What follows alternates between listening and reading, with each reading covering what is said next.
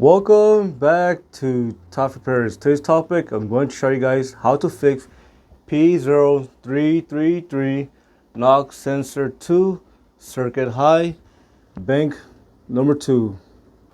Here is a close-up view of the knock sensor and wire harness.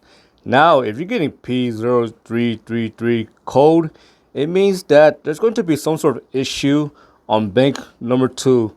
For example, you could have a bad knock sensor that's going to be either faulty, or it is corroded, or it is rusted out, or you're going to have some sort of connection issue if there's water in it and it is causing the connector to become corroded.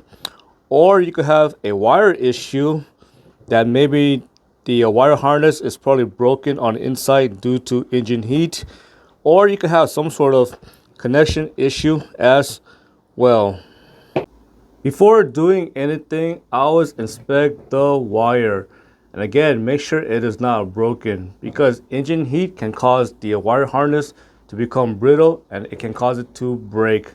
Next, you want to disconnect the connector from the knock sensor, and you want to take a good look on the inside of the knock sensor and make sure the pins are not corroded. Also, if you look at the knock sensor and if it looks like this, and if it looks extremely corroded or rusted out, you should replace that knock sensor because it is no longer good. Also, for some vehicle, there's going to be a rubber boot that's going to go over directly on a wire harness. It is to prevent condensation from getting to the knock sensor, because if condensation starts to build up around the knock sensor, again, it can cause it to corrode. Here is a simple test you can conduct. Now we're going to check the wire condition or the harness condition and make sure there is continuity. So take your multimeter and set it to ohms. Next, you want to connect a jumper wire to the test lead, and next you want to take this part of the test lead and you want to check for continuity. If there's a break in the wire, there will be no reading. As you can see, there is a reading, so it means that the wire condition or the harness condition is good for bank number 2.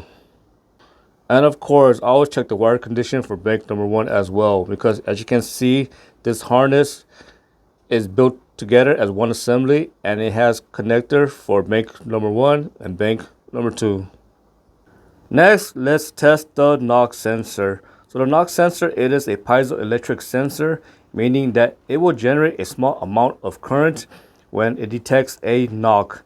So I'm going to create a knock, and you should see that on the multimeter screen that it will create a small amount of current.